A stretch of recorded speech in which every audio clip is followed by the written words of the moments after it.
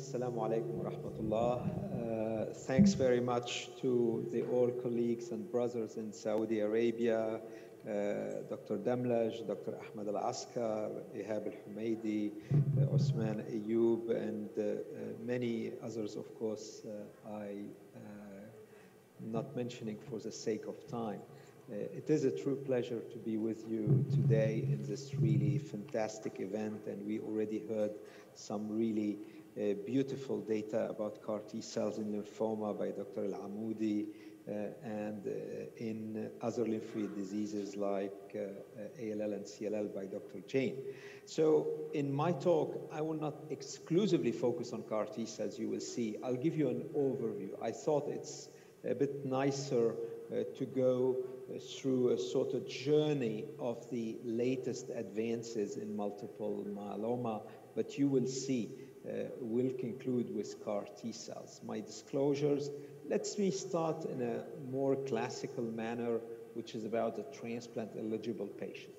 I think all of you are well aware today that the transplant approach in the young and fit multiple myeloma patient relies on induction, stem cell collection, high-dose chemotherapy, plus or minus consolidation, but definitely maintenance therapy, continuous therapy.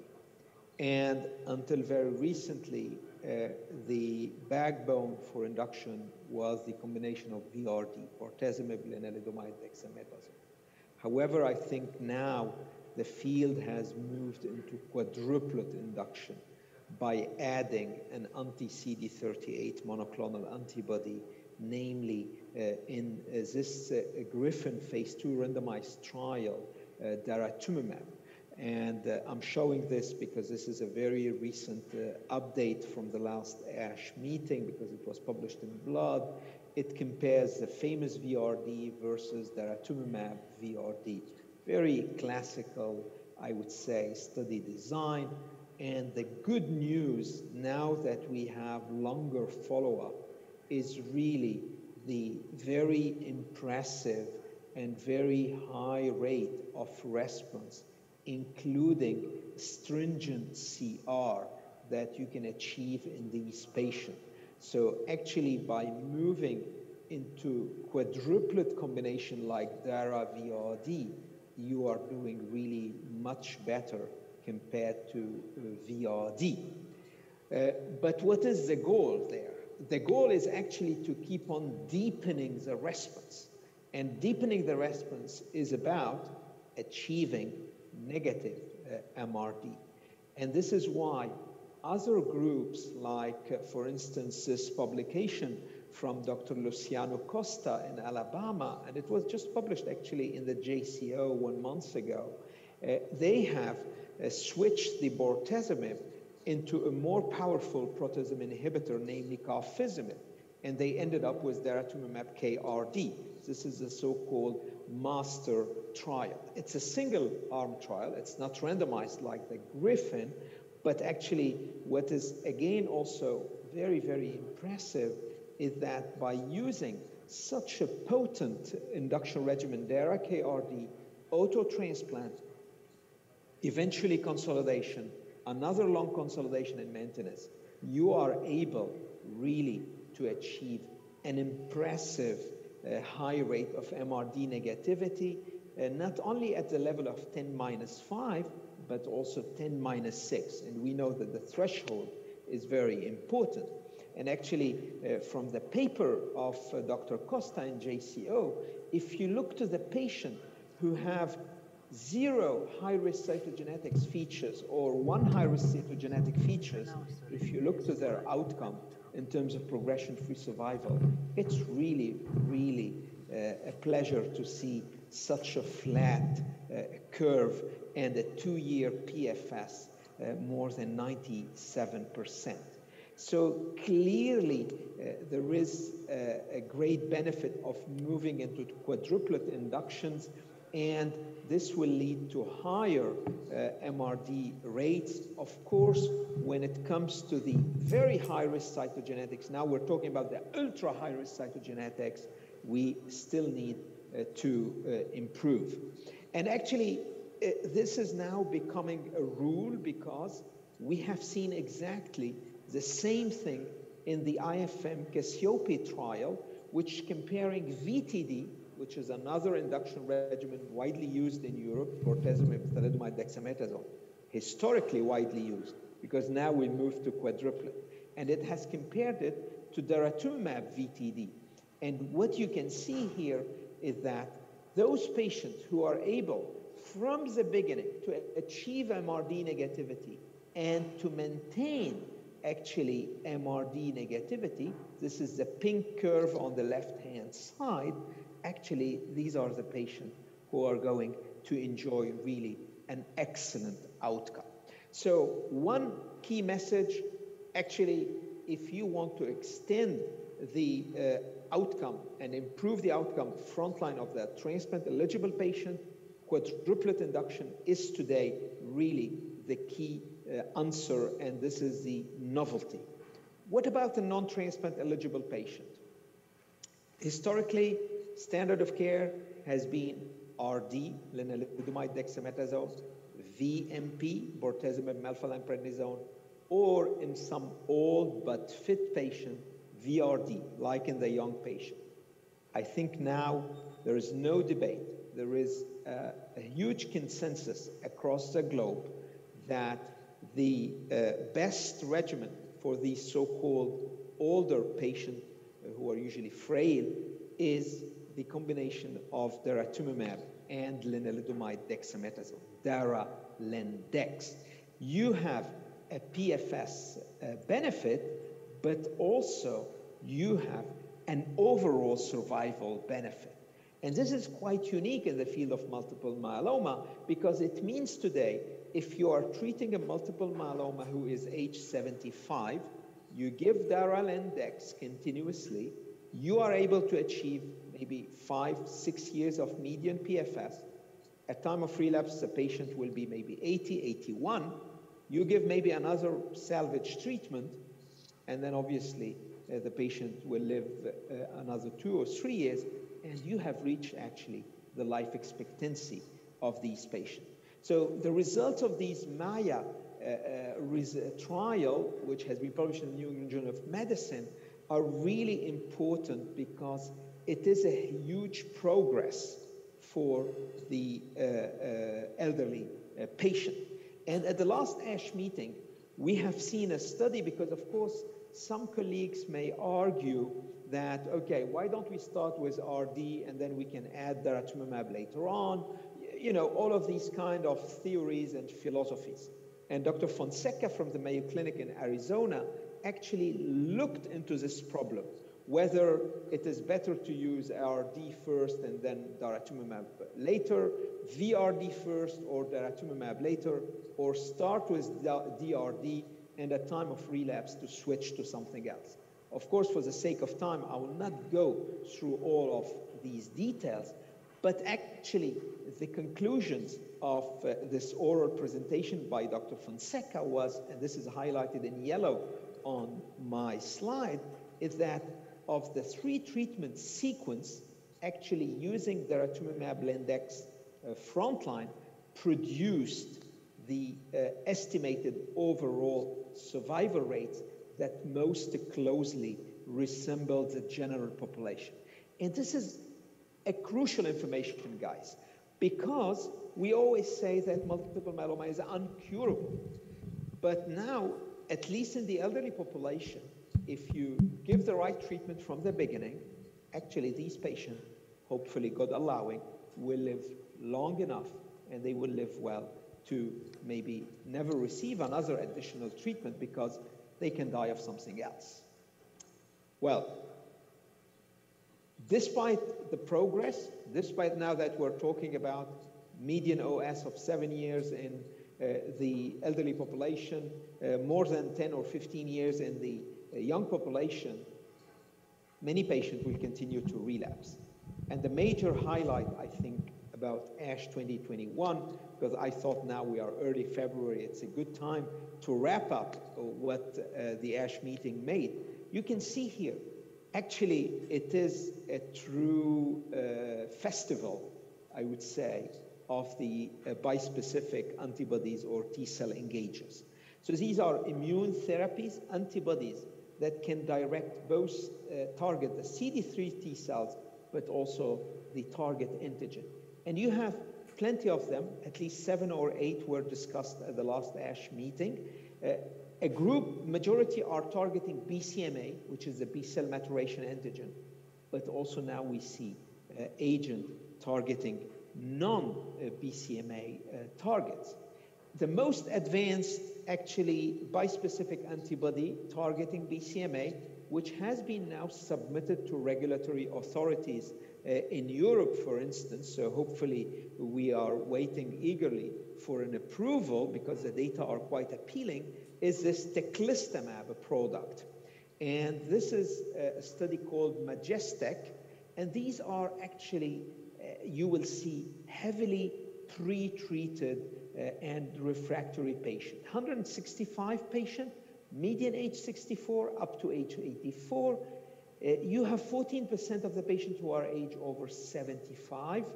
Extramedullary localization, 17%, 26% high-risk cytogenetics, prior auto more than 80%. 100% were triple class exposed, and 77% were refractory. There were some patients even penta-refractory. This means that these are patients who receive bortezomib, lenalidomide, daratumumab, for instance, pomalidomide, carfilzomib, and they have relapsed after all these treatments. And despite being in such advanced situation, you are able to achieve more than 60% response rate, 28.7% of CR, 21% of stringent CR. So really, really amazing results, in my opinion, in such a population who is really refractory, including patient with MRD negativity. We were talking about MRD negativity actually in the frontline setting. Now we're talking about MRD negativity in the relapse setting. And we can achieve all this with an excellent safety profile, because of course we are always worried with bispecific antibodies about the CRS, cytokine release syndrome. You have 71%, so quite high, but only one case of severe CRS. So only one patient actually discontinued due to adverse event. So watch out for Talquetamab, guys. It's going to be practice changing, in my opinion. Another interesting bispecific antibody, now targeting another antigen, the GPCR5D, called Talquetamab. And why do we need agents that go beyond BCMA? Because we have bispecific against BCMA. You will see we have CAR T cells now against BCMA. But if they fail at the BCMA target, you need different targets. This is why we need this research. And this is why we've seen at the last ASH meeting the results of Talquetamab, the monumental study. Again, you can see a smaller number of patients, very attractive, subcute, more than 60 years old of median age. And what's really important is that you have a median of 6 or 5 lines of therapies, goes up to 17. So you'd imagine a patient receiving 17 prior lines of treatment. And of course, these patients are, of course, refractory. The response rate are great. The safety is very good. You have some skin and nail adverse events because actually this antigen GPCR5D is also expressed on the follicles. But what's really important, you have roughly 66 to 70% response rate, including in the triple class or penta drug refractory patient. So a true, I think, revolution in the field of hematology now, not only myeloma, but also lymphoma, acute leukemias with these bispecific antibodies. But last but not least, the revolution is also coming from the CAR T cells. And I think you are well aware that we have now in myeloma a CAR T cell approved by FDA. It's not available everywhere, I do acknowledge this, but it's starting, to spread, called ID-cell. And ID-cell, a very good drug, a very good CAR T-cell, was published in the New England Journal of Medicine last year by Dr. Nikhil Munshi and colleagues. So I'll not go back to these data, which are now published and available, to everybody. I wanted to share with you here new data about another CAR T-cell construct, namely cilta-cel. And why is cilta-cel, in my opinion, a key and important player? Because it targets BCMA like ID-cell, but actually the BCMA catching domains targets two different epitopes simultaneously. So you can attack the cell, the enemy, from two angles. Of course, you would guess the efficacy is going to be better. And this is where we see the CARTITUDE-1 trial, a phase 1b/2 open-label trial. This is the design, and I'm sure you have heard about it, and all you need is to scan the QR code and you can get all the slides. So what I wanted to highlight is that in 97 patients receiving cilta-cel, heavily pretreated patient, median of 6 lines of prior therapies, going from 3 to 18. So you can see they have failed prior stem cell transplant, a triple class refractory 87%, pentadrug refractory 42%, and 99% were refractory to last line of therapy. So usually these are patients who are eligible, unfortunately, to palliative care because you have tested everything. But then, very good surprise, very, very beautiful overall response rate, 98%, 82% of stringent CR, single infusion of CAR T-cell after lymphodepletion with fludarabine and cyclophosphamide, of course.